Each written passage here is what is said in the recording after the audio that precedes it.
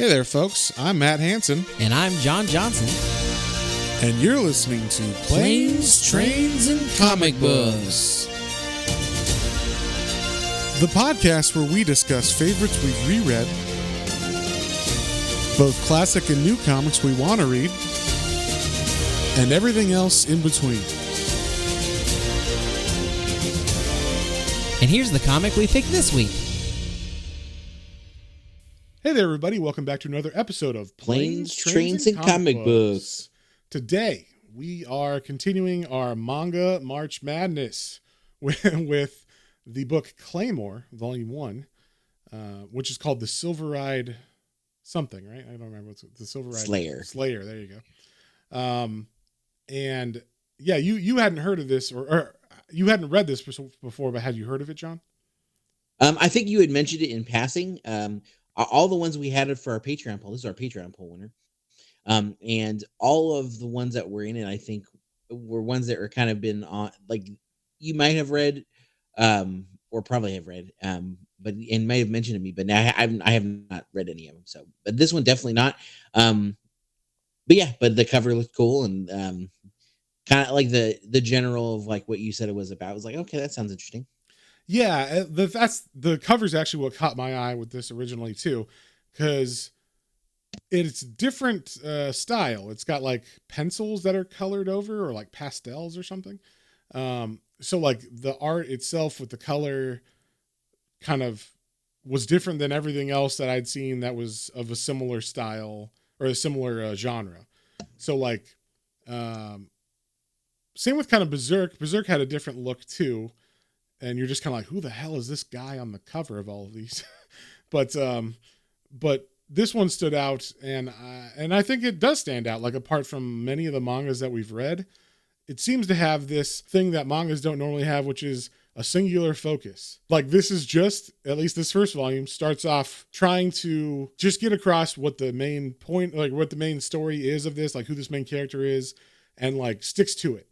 And that's unique, right, John? Like for manga that we've read. Yeah, that's one thing we've kind of joked about for most of the mangas we've read, is that we're always waiting for that extra twist. Like, it seems like, oh, the story's this, and then like, oh, there's also going to be like an evil level, and oh, maybe like there's a surprise twist henchman or something. And then mangas take that like story that you kind of get in general in most graphic novels. And then it's like, also they're aliens, or also they're demon spawn. Yeah. And, so it's just, they added an extra level of a twist that you're like, whoa, goodness. Like, this is taking it a little deeper. They might even add 2 or 3 of those weird twists. Yeah. Which is not, it's not saying that it's bad. It definitely seems like a manga specific. Yeah. It happens a lot. It's different than, it's unique to manga specifically compared to North American comics. Yes. But in this case, it was nice, at least in this first issue. Obviously it can get crazier as it goes along. But this first volume, it was, very kind of singular focused. And the one main twist is like, it's that one thing that you're expecting. Like, that's like okay, this is how like this drives the story. And then bam, we're good to go. Yeah. Yeah. And so full disclosure, John, have read 10 volumes of this so far. I am. Oh, wow. All 27 of them. And so, yeah, I like it a lot. I think there are some things that I'll mention because it kind of comes up in this a little bit that you could see, but in this volume, you do not get the full like thing that I have gripes with. So, but I'll mention at the end when we get there. But it's very little. I mean, it's like an art thing. So, we will talk about that when we get there. But this story, I should mention, is written and the art is done by Norihiro Yagi, and they knock it out of the park as far as I'm concerned. The art is badass. The fight sequences are badass. And this book has been, I don't think it's quite Berserk level, but people do compare this to Berserk. They say this is as good as Berserk. I have heard that claim. If that is the case, I have not got there yet with the 10 volumes, but I'm not counting it out. It is still a really good premise, and it is still pretty awesome. maybe if I read Berserk after this, that might change it. You know what I mean? So like, Yeah. so like if I had read this first instead of Berserk, that might have made me like this a lot more because it was like the first time I'd read something like this. But Berserk goes to levels that I have not seen this reach yet. So, so in the 10 volumes. So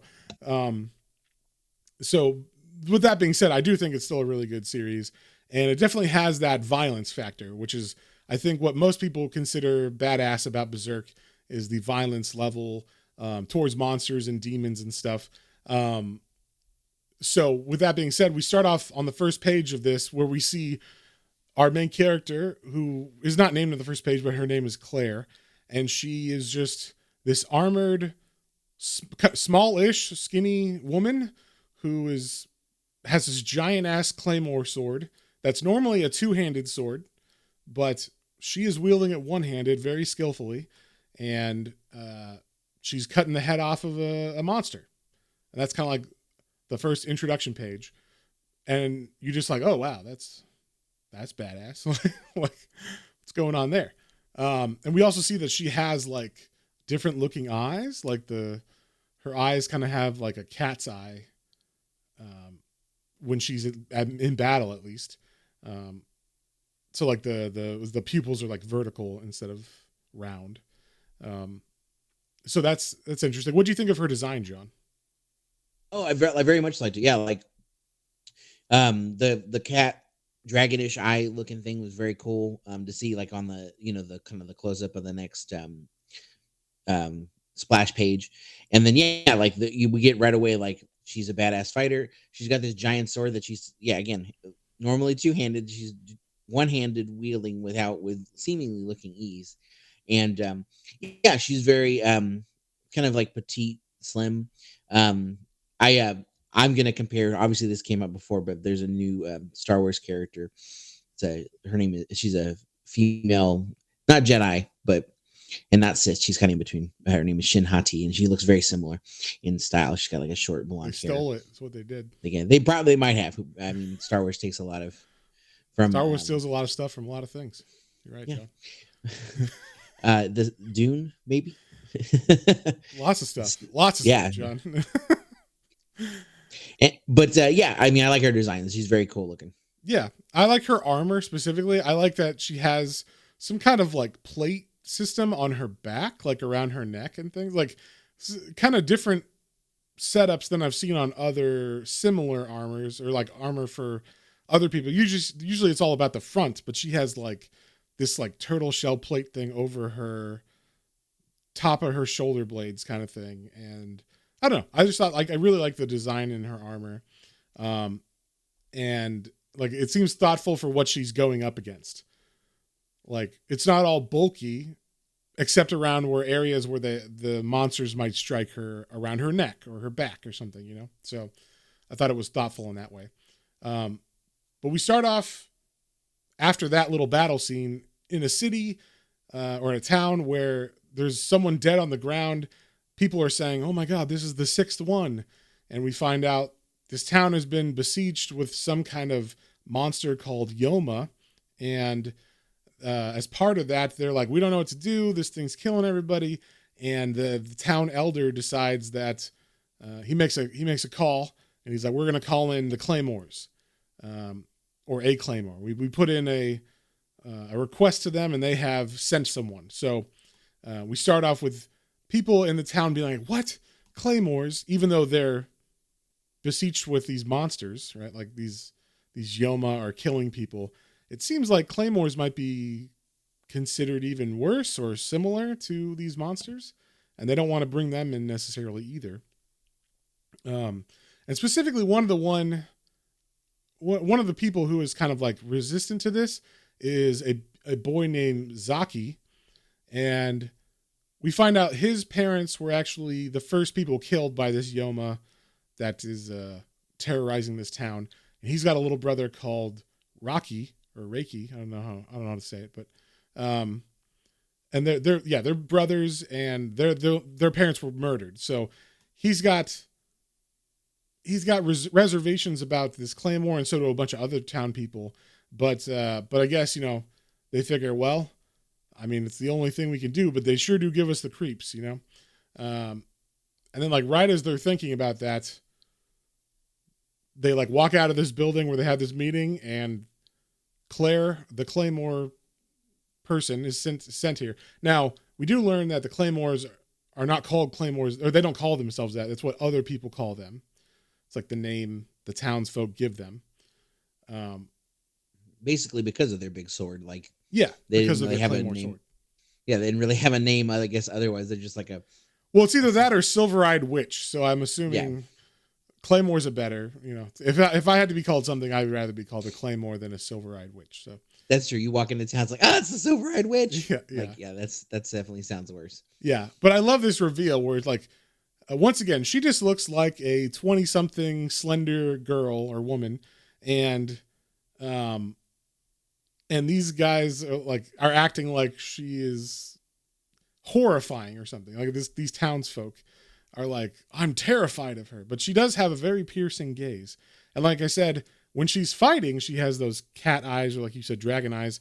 But when she's just on the street, not fighting, just in her normal gear and not pushing it, she has round, normal, like human eyes. So I think that's cool, but it's very piercing still. Like the way she looks at people is just like she's staring right through them.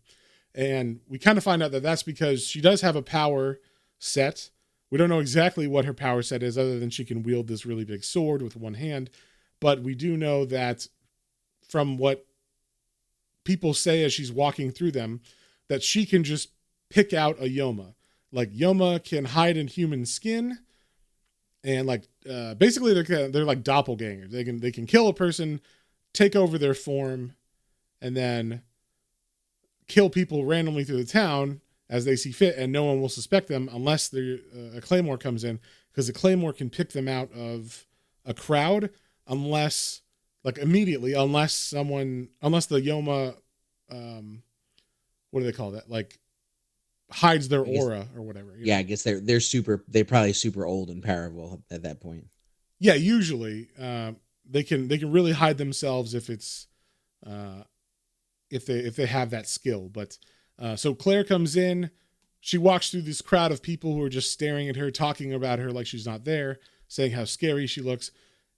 And like everybody's kind of freaking out because they think maybe they angered her. Specifically, one guy's like talking shit, and other people are like, hey, watch what you say, she'll fucking kill you, because she's like a monster too.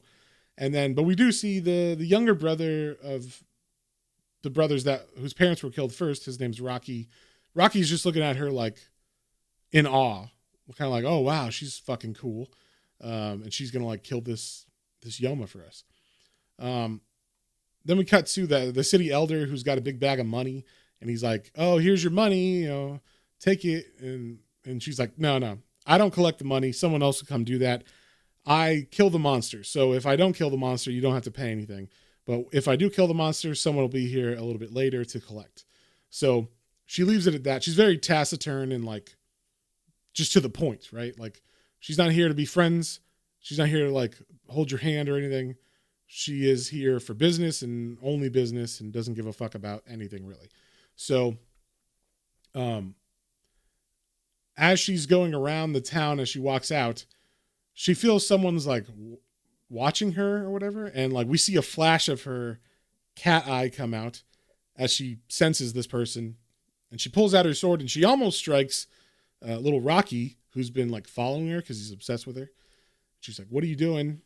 And basically he just becomes like a little lost puppy to her. He's like, you're awesome. I'm not scared of you like all these other people. I think you're cool. And like, I want to hang out with you. I want you. He does say like it's kind of like he's got a little crush on her, because he does say she's pretty, but it seems to be more than that. It seems to be like he's just impressed that she's so powerful. Did you get anything different than that?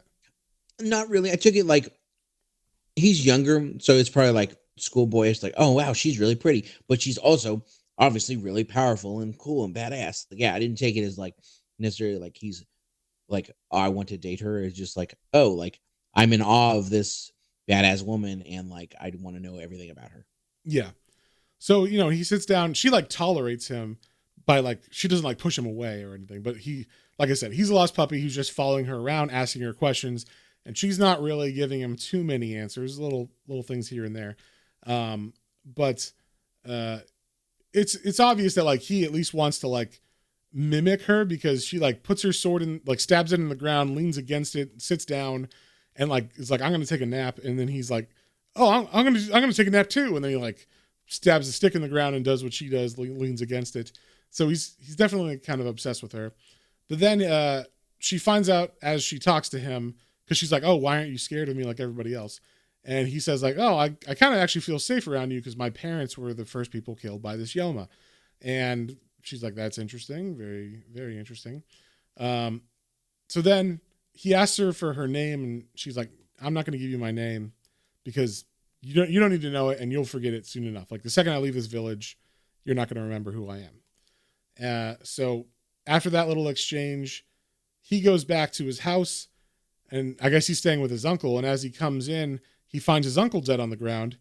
And then he's like, what? And then the big twist of this first issue is that it turns out his brother Zaki is actually the Yoma, and has been since the parents were killed. So Zaki killed the uncle and killed all these people throughout the last month or whatever it's been, but pretending to be his brother.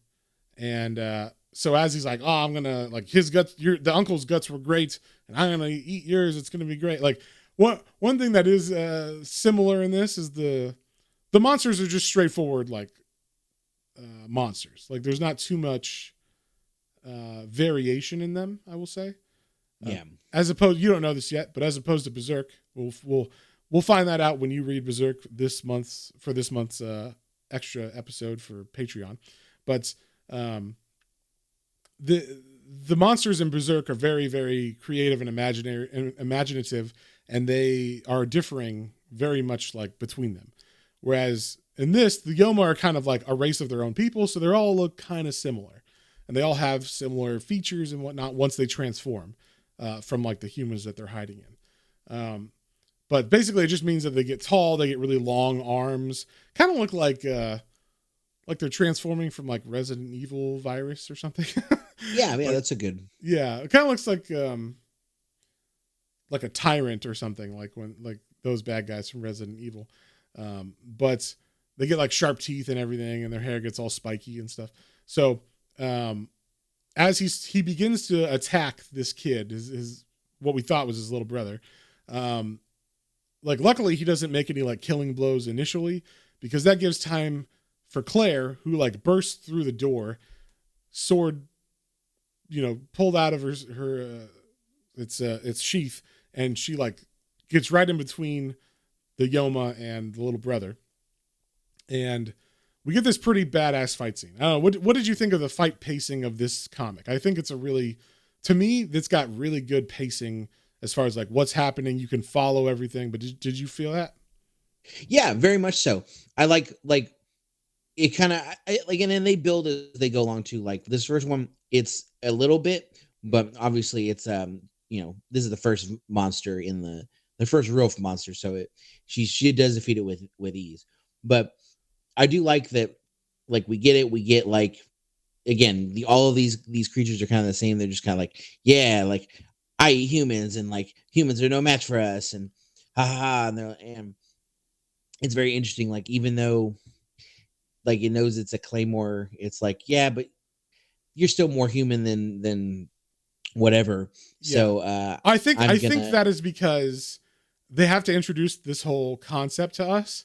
So this Yoma is kind of like, for us as a reader, letting us know how powerful Yoma are as opposed to Claymores, and the differences between them.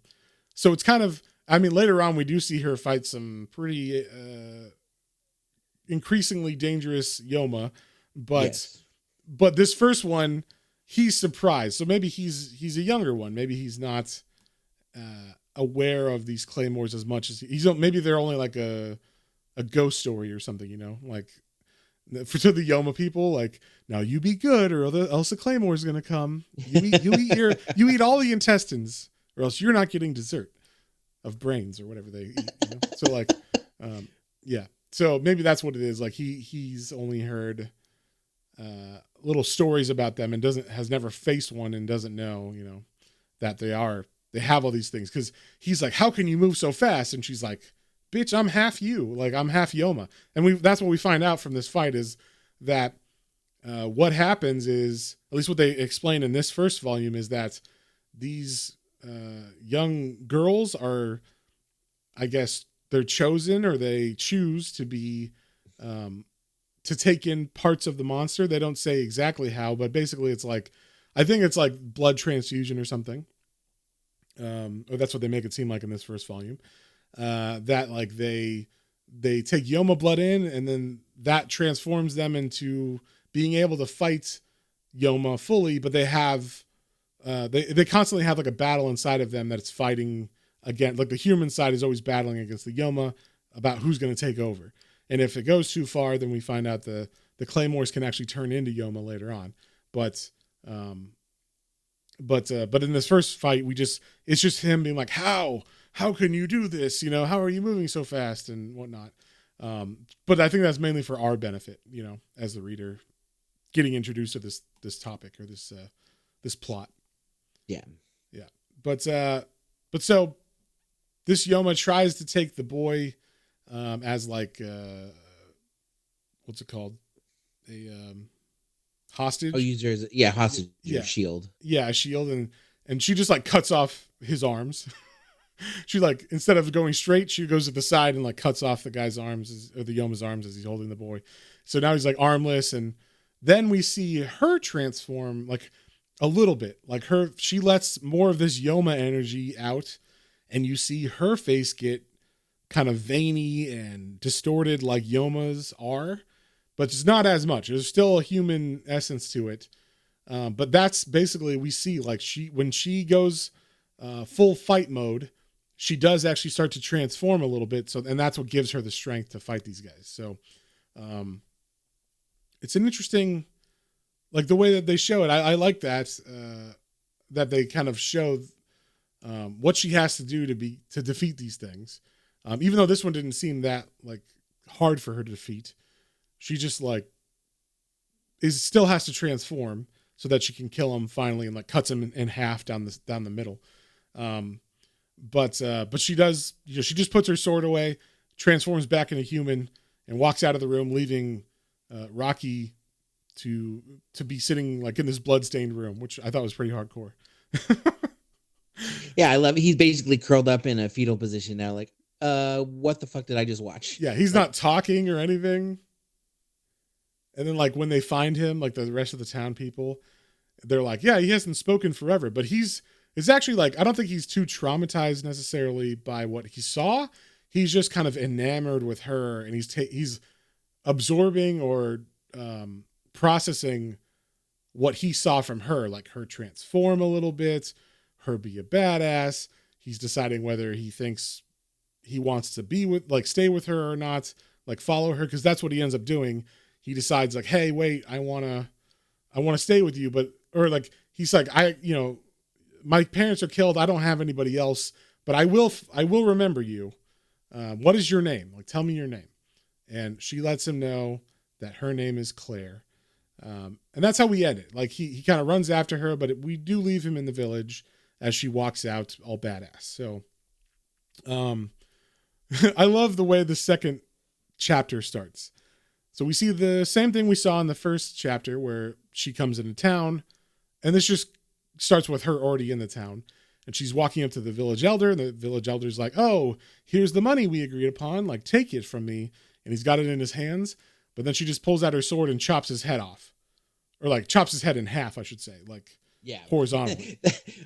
that next splash page of the head, half of the head like flying off from is fantastic. Yeah, and then and then basically everybody in the town is like, "Oh my god, she killed the elder!" But then he starts to transform into a Yoma, and it turns out he was fooling all of them, and he was just waiting for her to like grab and reach out for the money in order to kill her.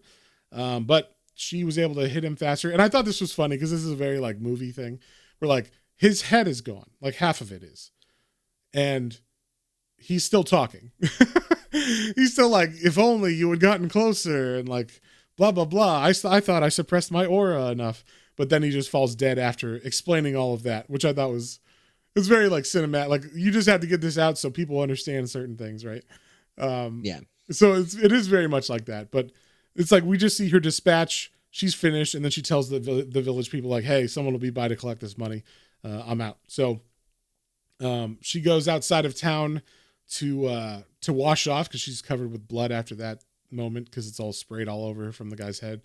And as she's taking a bath, we see this guy appear, and his name is Rubel, and he's got kind of like it looks like a futuristic or some kind of like priest clothes, right?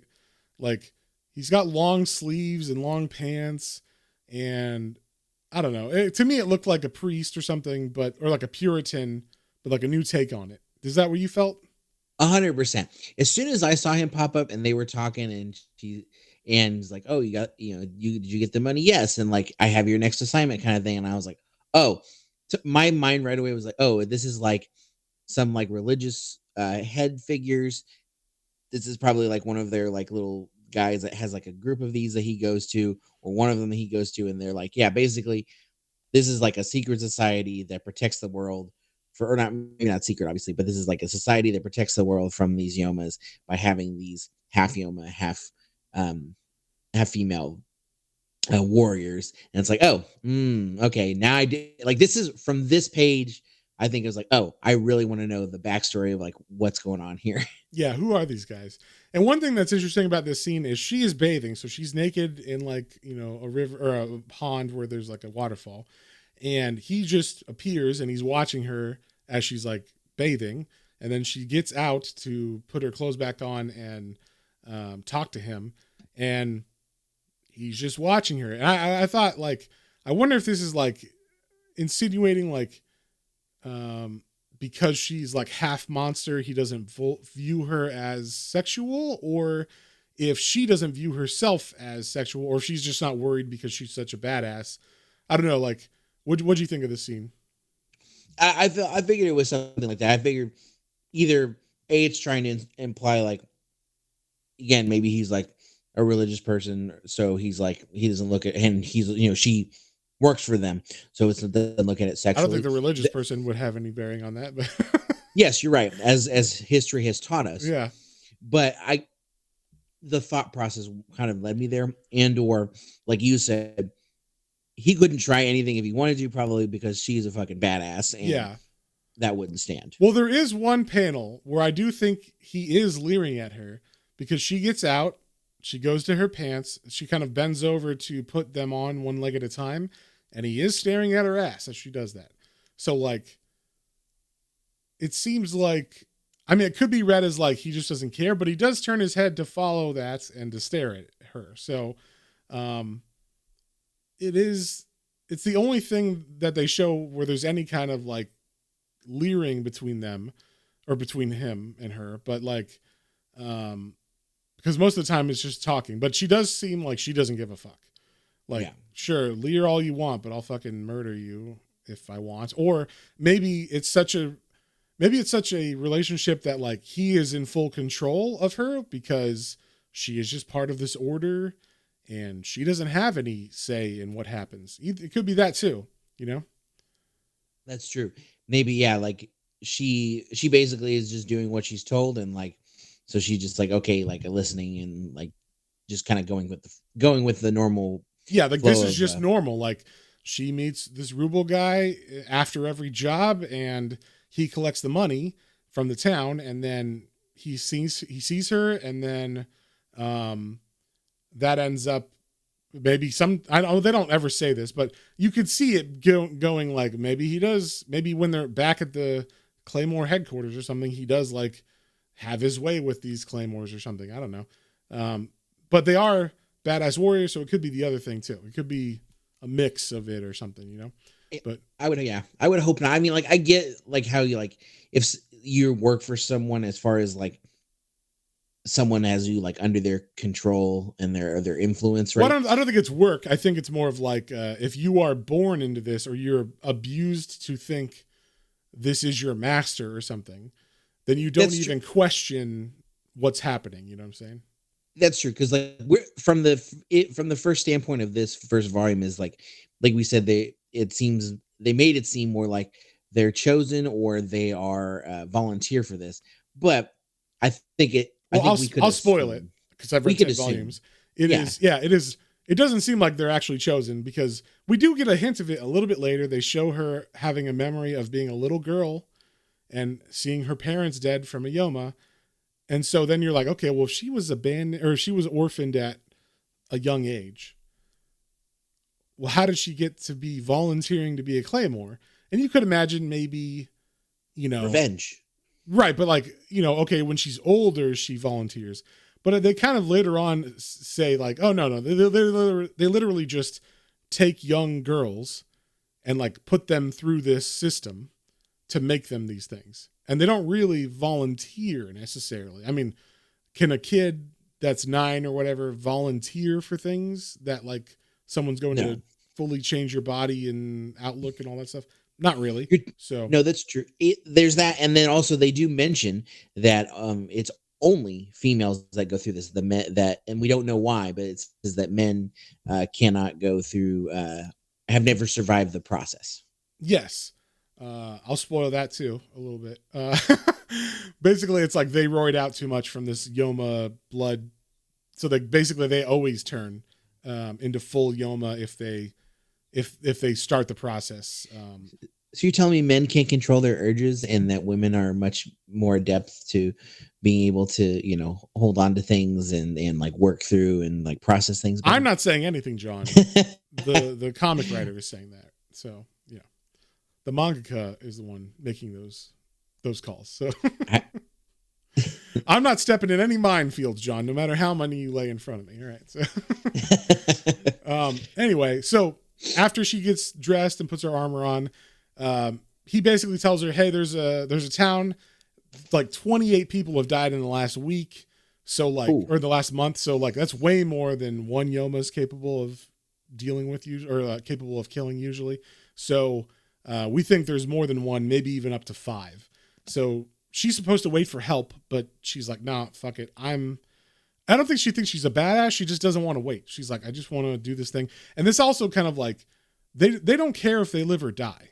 Like their job, they are here for one purpose, and that is to fight Yoma. And if they die, that's what was supposed to happen. If they don't, then you're all good. That's great. Next town, next Yoma, no big deal. So at least that's how she's coming at it in this. So she goes to this town and everything's shuttered. Nobody's outside. It's completely silent except one person who's waiting in the street for her. And he looks like a nice young man. But the second that she sees him, she's like, oh, so you're the Yoma. So he kind of reveals himself. And then he says like, oh, we were hoping there'd be more of you, Claymores, but, we'll take what we can get. So 3 more surround her on the street. And then it turns out there's one that's got wings and is flying because he's more transformed. And so they try to attack her. And this is where you get like the big epic fight scene where you see kind of how good she is at fighting. What do you think of this whole fight scene with the 5 different Yomas and her being badass? Oh yeah, no, I absolutely love this, and especially like one's flying, so you got to watch out like above you now too.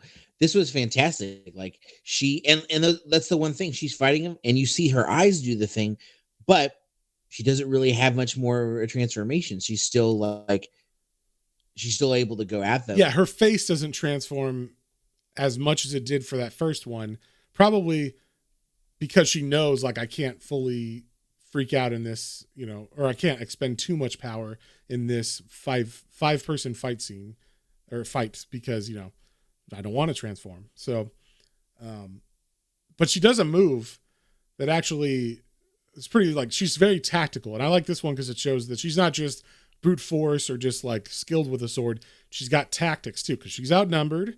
So she pretends to fall and drops her sword.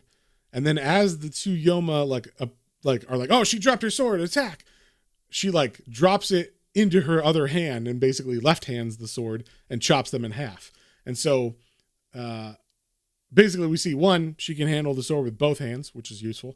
And then 2, she's able to think tactically about all these people or about fight in these fights. It's not just muscling everything. And then the only time she does transform at all is as she defeats all the people on the ground. The Yoma that's flying in the air is flying away. He's like, oh shit, I gotta get out of here. And so he's flying away, and so she transforms, or she lets a lot of power out to throw her Claymore sword into the air, and she whips it with her arm, and we see that her arm becomes like super transformed too. And then she throws the sword, it hits the Yoma right in the chest, and he falls to the ground. And so then she walks out and she's like, I'm done. Like, once again, off to go kill some more Yoma. That was crazy, but like, no big deal. That's what I do every day. So I thought I liked that fight scene a lot. Did you think that was like, one, so there's 5 people she's fighting. Did you follow all the fights, the different people that she's fighting, all these different Yoma, or did you get confused at all? No, I don't think I got confused because I mean they made it. I think they made it well enough. Like, yeah, most of them except for the one with the wings kind of look similar, but she cuts off an arm of one. So like when that one's in a panel, it only has one arm compared to like with the other 2 that are there. And then she does kill. She kills one in like kind of like catty corner in half before she drops it. So I was like, okay, like I think they did a good enough job, even though they look similar. And there's a lot of the like movement lines Yes. of like keeping you aware of like who and kind of which ones were going down. And in particular, I really enjoyed when she does the drop, she cuts the 2 in half, like you said. And then again, you say that, like you said, she's tactical and she's like reading the situation. And I love her line. She's like, oh, like, I was wondering why there were so many people dying. And I was like, why would they hunt in pack? Why would Yomas hunt in packs? They're supposed to be smart and strong. She's like, oh, that's because there are weak ones. And so they're too weak to survive on their own. And she like basically calls them all little bitches. Yeah. They're like, oh, if you're in a pack, that means you're fucking lame. So, yeah, so I was like, oh, exactly. So I was like, oh, okay, she's pretty badass. Yeah. So yeah, I thought for this scene in particular, which could have got very confusing about who she's fighting and which one, they did a good job of like, I think the main guy that like she sees at first, he kind of always stays in his human form, at least enough so you notice he's got the same bangs and stuff, right? Like the same hairstyle. And then the other 3, she dispatches in certain ways so that oh, okay, that's that one, and these 2 that get cut in half are the other 2, and then the one that's flying is obviously flying and has wings. So like they did, the mangaka did a good job being able to discriminate for the reader who is who and who's fighting what. So after that, she leaves the town. Like we said, Rubel goes to get the money from whoever. And then we cut to the next chapter where we see someone walking. We don't know who, but they're in like a desert and they're fully covered and they fall down like they've been, like dying of thirst or something, or they're just completely exhausted. And we see behind them is the shadow or the silhouette of a Claymore. We don't know who, but we can assume it's supposed to be Claire. Then as we turn to the next page, we see that person that passed out in the desert was actually little Rocky, who has been searching for Claire ever since she left his village. And he's kind of been like one step behind her every time, following her from village to village after she's defeated the Yoma. So he's trying to catch up to her, but he wakes up in a unfamiliar room. Turns out he's in the next town that he was closest to, and a Claymore brought him in here, and he's like, oh, who was it? Was it, he thinks it's Claire. He's hoping it's Claire.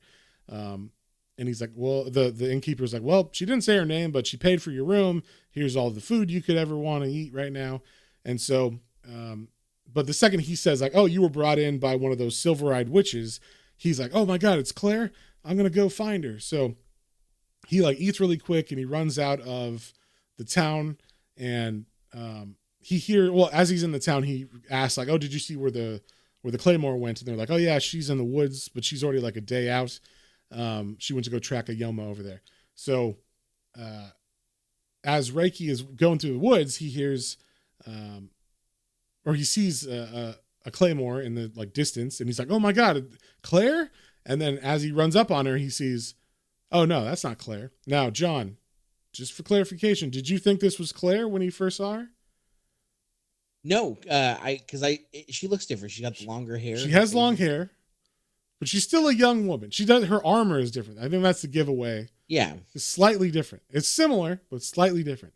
Now, this is where I'm going to mention what my main problem with the series is later on, you meet a lot more Claymores. And while the mangaka tries to give them different hairstyles and armor and like body types a little bit, a lot of them look similar in these battles. So sometimes I'm like, who the fuck just killed who? I don't know. I don't know who's killing what or what's going on sometimes. That's like my biggest beef with this series is because they have, like they say as part of like what a Claymore looks like is one, they got to be like a young female. Two, they all are kind of slender for the most part. I mean, there's some like more muscular ones, but they all have white hair and the same kind of looking eyes and yeah, like similar armor. So it's kind of like there's little changes in the armor, but no one's got brown hair because that's part of the Claymore, right? I think possibly the mangaka maybe wrote themselves into a box with that.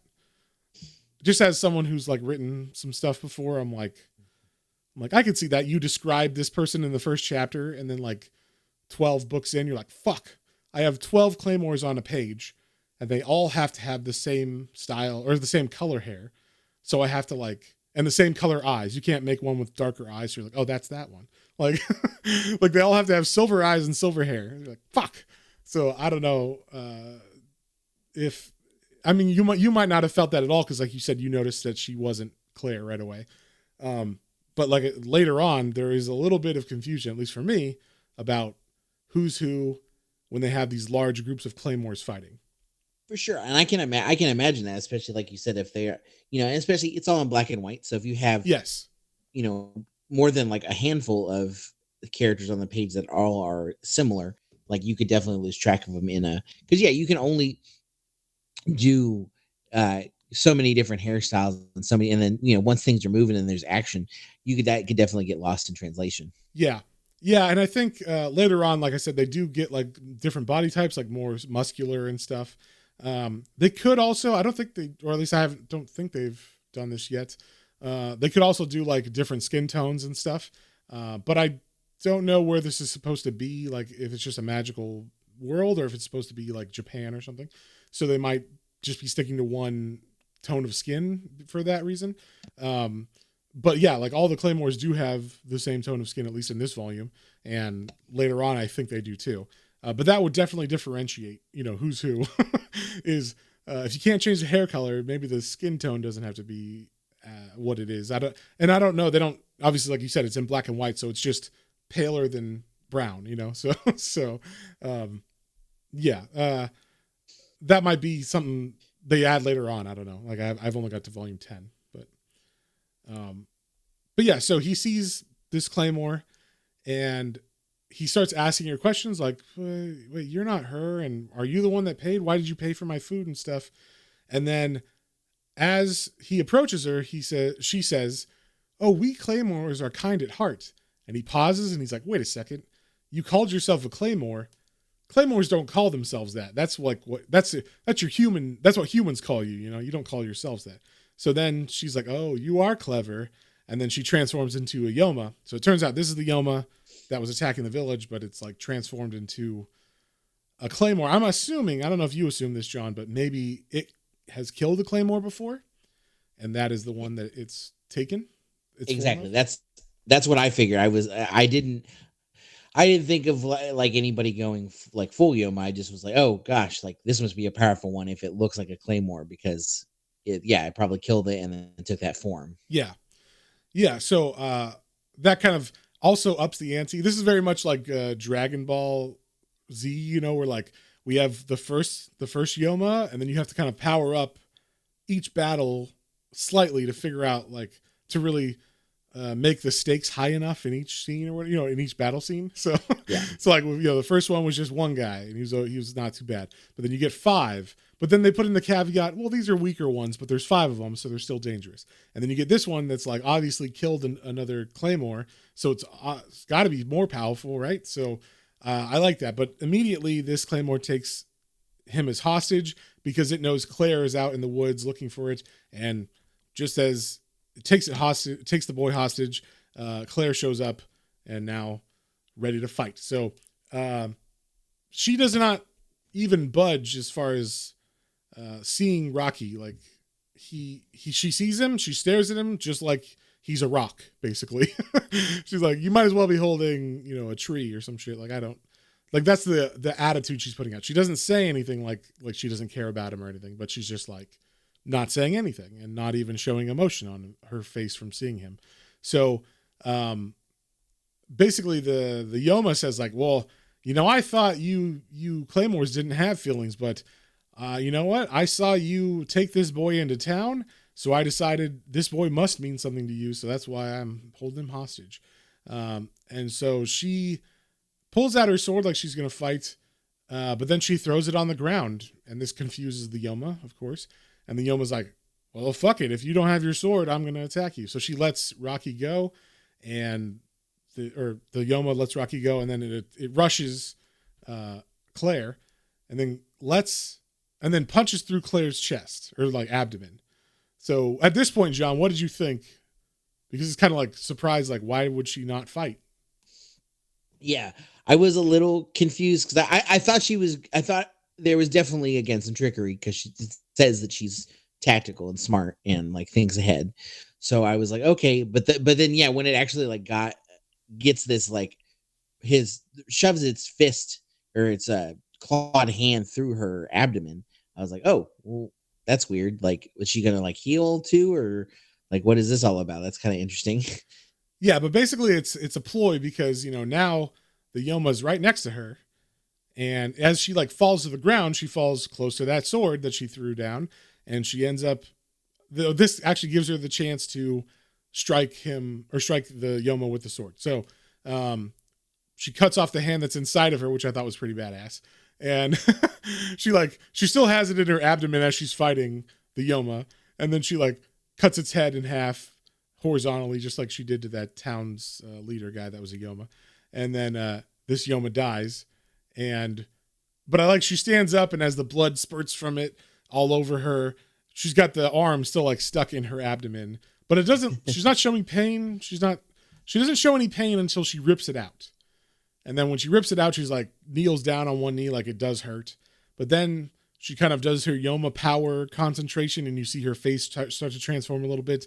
And then the hole begins to heal itself. So through the Yoma energy, she does have like a healing factor, I guess you'd call it. So it's cool. Like, I like that they're slowly revealing the powers of Claymores and what it means to have this Yoma blood in you. And then so as she heals, she stands up, and then immediately Rocky runs over to her, and she's like, what are you doing here? Like, did the town throw you out? And he's like, no, I just wanted to find you. And then she has a flashback, and this is where we see when she was a little girl, a Yoma killed her mother, father, and it was actually her brother that did it. And we get this weird scene where I don't know if you got this from it, but the Yoma, her brother that is a Yoma, pushes her on the ground and is like on top of her. And I was like, did the Yomas do more than eat? Did you get that at all? So like I will give that the position is drawn in is weird, but I just took it as like it's an overpowering situation. Okay. Like kill the parents, and she's like, okay, now I'm gonna kill, because even the brother was like, yeah, I'm gonna enjoy ripping the flesh off of. Exactly. So I just took it as that, like it's like she's obviously crying and whatnot. She's like, I can't believe you've done this. You're my brother. And then it's like, basically it would be like, pin her to the ground, like, well, yeah, I look like your brother, but I'm not, and I'm gonna eat you now, kind of thing. That's what it looks in the specifically the one panel. It looks like it could be controversial, but I am assuming, because we haven't had anything really sexual, Yeah, overtly sexual in this, that is just like a position of power and like overcoming her, especially because she's a young girl at this point. okay. That's all I took it as. Yeah, me too. But like on second reading, I thought maybe there was something in that. But I will say later on, like in the other books, there's not really any of that. So it seems that they're not trying to say that necessarily. But it does look from this first book like possibly there's weird thing going on with the Yoma, but yeah, it doesn't ever bring that up again, at least of book 10. So I was like, okay, well, we'll just leave it there. But I wondered what you thought, this being your first time reading it, So she's having this, remembrance of this horrible thing that happened. And as the Yoma's on top of her, a Claymore comes and chops off his head. And obviously that's where she's like, oh, I want to be a Yoma. Like, I want this, I don't want to be a Yoma. I want to be a Claymore so I can kill all the Yomas. Like, that's what she wants in order to defeat, I guess, like in representation, kill the things that killed her parents, for revenge. So, but like I said, even if she did volunteer to be a Claymore, volunteer in quotation marks, like she's like 9 or something in this, so she looks very young. So I don't think you could volunteer for something that's transformative in your life or like traumatizing, especially after you went through that, right? She should just be in like a nice house with her uncle or something, and his family. So, but no, maybe he didn't. Maybe she didn't have any other relatives or something. But like you said, maybe it's like the orphanages, and they just like kind of like the church or something, where you got an orphanage, you can kind of take what you want for Claymores from that stock. So,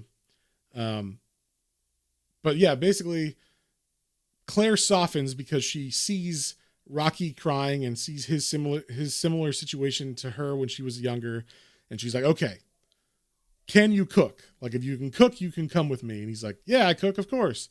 I don't actually know if he can cook really good, but she lets him go with her. And we do see them, like, we go to the next chapter, and she is like, they're in the desert now, and she's like, oh, you said you can cook, your stomach's grumbling, I guess I could stop to eat. We do find out that they don't need to eat, like Claymores don't need to eat very often, like maybe once a week. Same with water, they only need to drink a little bit once a week. And so she like pulls her sword out, throws it, hits a lizard, and is like, okay, cook that. And so he cooks it. To me, it doesn't look that appetizing, but apparently it's fine. You never know. Don't knock it till you try it. That's You gotta try anything once, right? Maybe, I don't know. So, but he's eating it a lot. So she's like, okay. She takes a bite, and he's like, and then she like puts the leg down after she takes one bite, and he's like, oh, you don't like it? And she's like, oh, I barely eat like that. That for me was like a week's worth of food. So we're good. I'm all good. Thank you though. She's being polite. Huh? She's being polite. Yes. There you go. But then she hears a noise, and so now they're kind of like in a forest where they cook this lizard. So she hears a noise. She goes through the trees like suspiciously looking for someone, and she sees Rubel waiting against a tree, and he tells her like, "Hey, I got something for you," and he gives her a black card. So we get the first introduction of this idea, and did they explain it right away? We do see it's got a symbol on it, and we did see before on her armor and her sword there is a symbol that kind of looks like a cross, it looks like a cross with like the middle of the middle T arms is broken and pointing upwards, but this one has an extra set of middle arms that is also pointing upwards. So it's not, obviously it means something to her because she gets a flash of like, what? But it's obviously not her symbol. And so she's like, hey, we have to go. Like she takes that card, goes back to Rocky, and is like, hey, we have to go. She doesn't even explain it, I don't think. She just quietly is like, we got to go. So we see them walking in like a rocky area, and it turns out that what that card means is when you are a Claymore and you basically are about to cross that line. You've had enough battles and you've used so much power and gotten to that line to fight Yoma that you're going to become a Yoma, whether you want it or not. You can't fight it back anymore with your human side. So knowing that, you send a black card to one of the other Claymores that you want to kill you while you're still human. So she has done that. As they're walking, they see another Claymore, and her name is Elena, and they knew each other.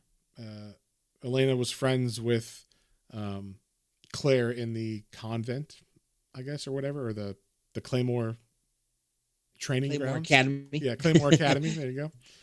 The Hogwarts of Claymores. That's but she's like, you bet, like instantly Claire's like, okay, like I'm here. I guess we have to do this. And is Claire, I don't remember. Is Claire actually like, you don't have to, like, maybe you're not going to change. Like maybe you can change back, or is she like all for it? I can't remember. Claire's for it. It's Rocky. That's That's kind of right. like, hey, are you sure like that you have to do this? Like she's basically like a sister to you. You know, you guys went through this together, whatnot. And she's like, you know, like, no, I'm here. This is what has to be done. And even the Elena's like, no, do it while I'm still human. And you could Yeah. tell like And do it she's fast like, because her face is like starting to transform as she's crying. Like it reminded me of like the tears are being forced out of her, not like she's like her face looks pretty normal, like she's smiling, but then there's yeah, tears. It almost reminded me of like Get Out. You remember in Get Out when yes, the cook, I think, is trying to say like, "Oh no, it's fine," but then like tears are coming out of her eyes. It reminded me of that. oh yeah, very much so. Yeah. Yeah, and then Rocky's like, hold on to Claire's arm, like, you don't have to do this. She's your friend. Yeah. Stop. You don't Stop, have to. Claire. Yeah, but Claire does not listen. She just like full force before Elena transforms, cuts her in half, and pretty violently she dies. And then they bury her and put her sword up on the little mound where they bury her. And we do see that the symbol on Elena's sword is the one that was on the card. So obviously, Claire's little symbol on her sword and her armor is specific to her. So that's a good little thing to know later on because each Claymore, as we meet them, have a different symbol. Once again, I think that's because they're trying to be able to differentiate while they're fighting and stuff, right? So to give something that shows like, oh, this is not Claire, or this is Claire, or you know. But yeah, so obviously Rocky, as they stand in front of the grave, is very distraught and he doesn't understand why you had to kill her. But Claire is like, well, I mean, you just don't get it. Like this is what has to happen, or else she was going to turn into Yoma, and that's worse than death as a human, you know. So, and that is the end of Volume 1. We just left with that grave and that sword. So, with that being said, John, what did you give it, or what would you give it, and what did you think? I loved it. I really enjoyed this one. Like we said, it was very straightforward, at least in this first volume. Um, you know, it left a couple of holes open of like, ooh, what is that? Where is that going to go? What is the who's Rubel really, and like what is the organization of, you know, where these claymores come from really. I really enjoyed it. There wasn't any real romance. There wasn't any real any real like plot points to like, I guess, kind of like build like on another area. It was very straightforward of like, she kills these Yoma monsters. She is part, and eventually it will take her. And then for us as the reader, we have this boy who, you know, lost everything, that's going to go with her, that's learning this as we go, as we are as the reader go. That's going to, I assume, like, is how we're going to get some of this story. And yeah, I really enjoyed it. I actually really want to read some more of this one. I'm glad to hear, like, from what you said, that in general, besides maybe the gals all looking similar, that it's pretty good. So I'm excited to read it. I enjoyed it, and I'm going to give it a solid 8. Nice. Well, yeah, as far as this volume goes, they don't look similar to her. But like I said, when you get like 12 on a page, it's like, or more. They have some battles that have more than 12, I think. So it's like, eventually you get some that look similar enough that when there's all this battle fighting going on, it can get a little confusing. It's kind of, this happens with Terry Moore's books too, because, you know, at first in Strangers in Paradise, there's a certain number of cast and they look different enough that you don't get them too confused, or it's harder to get them confused. But now that he has enough characters and they're all interacting in his Terryverse, some of them I'm like, wait, who's talking right now? Is that this person or that person? Because they all look similar enough, or they can look similar enough depending which characters are in what scene. So I think that just happens when you don't really plan for something like that. But like I said, maybe at the first volume, they're like, oh, there's more Claymores, but they never envisioned them having to have like 40 claymores on a battlefield or something, you know? So when you have 40, they're bound to look similar, and you're just kind of like, hopefully I understand that's not the one that we need to focus, that like that's not our main girl or whatever, you know? So so you give it an 8. I'm going to give this an 8 too. I think it's pretty strong.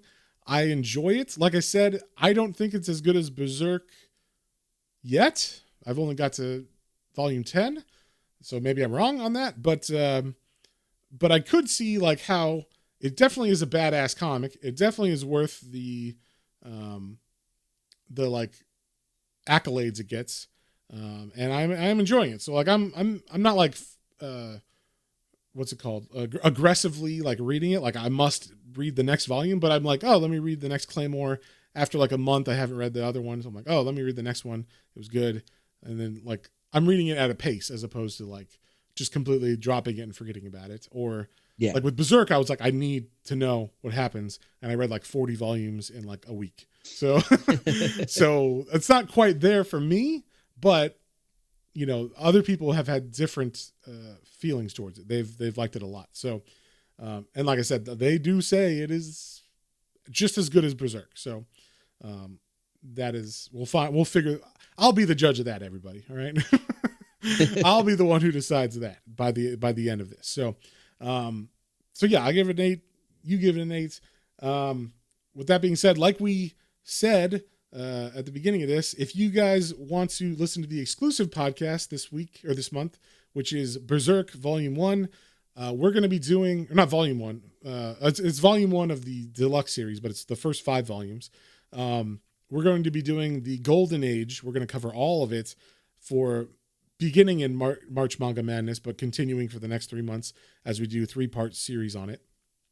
And this is John's first step or foray into Berserk, so I'm very excited about that, and I can't wait to talk about it. So if you guys would like to hear that, if you're interested in that, definitely join our Patreon at patreon.com/planes-trains-and-comic-books, where you will hear me gush about the series and defend probably stuff that John might not like or whatnot, but we'll see. Whoa, wait a minute. Well, I just mean like, you know, you might not love it as much as I do, and probably, I will say, the first volume, I was not in love with it yet either. So if you don't love it, don't feel weird or whatever. Everybody kind of agrees at the beginning. It was a little bit of a, we're figuring out exactly what this is. And then by the second, by part 2 of our series, you will be fully into it. So, or you will hate it. If you hate it, then we're still going to read all 3, but we'll have a more interesting discussion about it then. So yeah, like we said, if you'd like to listen to that, and also vote on our Patreon, or vote on the Patreon for our second podcast of each month, which is what this was. Claymore won that. So if you would like to do that, join us again at patreon.com/planes-trains-and-comic-books. So unless you got anything else, John. Oh yeah, you know what? I will say I would like to thank our patrons. Speaking of patrons, Hoku, Otaku, Mike, Christian, Matthew, Kyla, Joseph, Kalia, and Isaiah. You guys are awesome. You keep the lights on. We love you all. And hopefully you're enjoying all the exclusive stuff that's on Patreon. And if you guys have any suggestions for books, like the last podcast we did was on Appleseed, and that was a suggestion from a patron. So if you guys have any, you know, stuff you want us to read, stuff we might not be aware of, definitely shoot us a message on Patreon. Let us know. And you know, we'll definitely put that on the list of stuff we want to read. Because we very much value you guys' opinions and recommendations. So, yeah, Matt is not the end all. Matt is not the end all be all of comic. That's not true. Say so. So yeah, and if you guys want me to, you know, suggest a comic for Matt to read, no, that's not gonna happen. I get vetoed so often. I'm like, oh, let's read this one, and Matt's like, no, we're not reading that. Or, hey, what about a Star Wars comic? It's been a while. No, John, I hate Star Wars. So I'm kidding. If you do that, patrons, I will read it, but I will not like it. All right, I will. That's true. It will be very hard for. I won't say I won't like it, but what I will say is there is an uphill battle. If you're thinking Matt just needs to read the right Star Wars comic, and I have it, and you make John veto or whatever and throw that out, then I will read it. But it will be an uphill battle, and I might say something sucks that you really like, because I don't like this thing. So I am predisposed to not liking certain things. So, and that's part of the reason we love him. He's honest, and he gives it. He doesn't beat around the bush. He tells it like it is. Hey, and I could be wrong. Maybe I will love something. I don't know. I've read lots of stuff that I was like, I'm going to hate this, and then it ended up being okay. I mean, an example of that was like Miss Marvel. I was like, I'm probably not going to like this, and then I read it and was like, it was fun. It wasn't bad. It wasn't like the best thing I ever read, but I didn't hate it with like a severely visceral reaction or something. So, yeah. And I've read lots of comics like that, where even like Strangers in Paradise, I just read that randomly thinking, this is not a comic I would normally read, but like, I think Terry Moore was in town signing, and I bought it, and I was like, let me check it out. And it was the first comic I ever read that wasn't a superhero book. And I was like, wow, this is so not a book I thought I would love, but I ended up loving all of Terry Moore's stuff. So, I'm surprised every now and then. And so suggestions are welcome. Just know I'm predisposed to maybe not liking certain properties like Star Wars or other things. So, take with that what you will. All right, guys. Well, we appreciate you again. And I guess with that, we'll see you on the next one. On the next one. Bye.